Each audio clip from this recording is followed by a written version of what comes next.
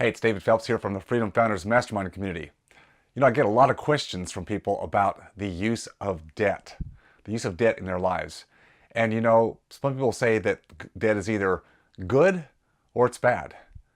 Now, I don't think it's either one. I think it's the way you use it. That's what makes it either an asset or a liability. So let's talk about that. There are some people, and I'm going to speak of one particularly because he's very well known and I think he does provide a great service for a lot of people, and that is Dave Ramsey. Dave Ramsey has a large platform, and he is one who is very averse to debt. Now, if you know behind Dave's history, when he was much younger, in his 20s, he got involved in a lot of real estate.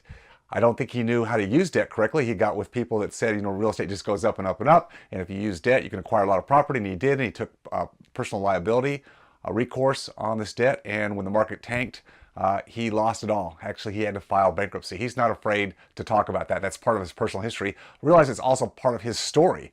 It's part of his DNA. And when you have that kind of experience in life, something where you put your finger on the burner, you promise to never go back there again. And so Dave speaks to a very general, broad audience about debt. And I think for the masses, people who don't know how to use debt, who don't probably know how to balance a checkbook, who don't understand the use of debt for asset appreciation, instead use it for consumption, Dave does a great service. So you've got to take that into context when you listen to someone like Dave who says, get out of debt, don't ever use debt. He's had a bad experience, he speaks to the masses. But let's talk about debt as a liability.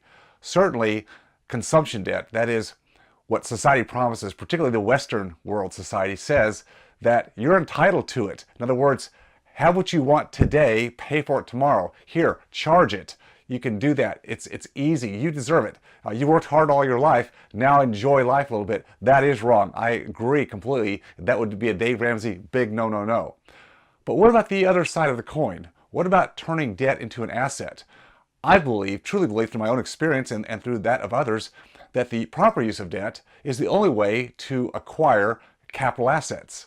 Now, what's a capital asset? A capital asset would be a business that you own, run, manage, that produces income. That's a capital asset. The other capital asset that I love is real estate. Properly acquired and utilized, debt to acquire those capital assets is the only way to go. Well, let's think about it for a moment. If I had to save up all the money to pay cash for starting my professional practice or any kind of business, how long would it take? In most professional practices today, the minimum is a couple $100,000. To those that are more capital intensive, $500,000 or more. How long would it take coming out of school for me to acquire that kind of capital? Doing more menial work as an employee somewhere? Probably 10, 15, 20 years. That doesn't quite work for me. I don't think it does for you either. What about acquiring real estate as an investment, as I started to do when I was back in school? Now, if I would have had to wait, as Dave Ramsey would say, and acquire enough discretionary cash flow to buy that today, which would be, I would think, about a $100,000 house, single family, solid rental investment, how long would it take me to do that when I was back in my 20s? Let's see, I could probably scrape together $5,000, $6,000 a year, $100,000. That's about 15 years to acquire that first property. Do you know that by the time I was 30, 4 years out of dental school, I had 20 cash flowing real estate properties? No way I could save up enough to get those properties. I had to use debt as an asset to acquire those properties. Now, is there proper prudence to using debt to acquire capital assets? Absolutely.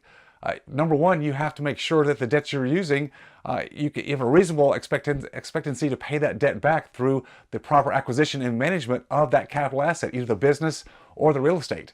No question. What are the terms? What's the interest rate? How many years? What's the monthly payment going to be? Can you service that debt? Do you have personal liability on that debt? These are all questions that you should be looking at before you just jump in and say, yeah, I'll take it, sign me up for that debt.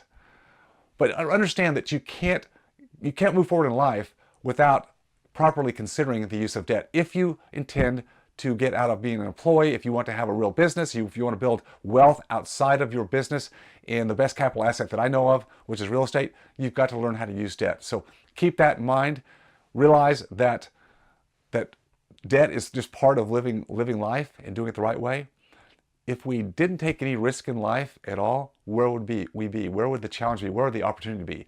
So take some risk. Debt does come with risk, but understand the risk, mitigate the risk, and go forward. Live life, grow, build your true freedom plan.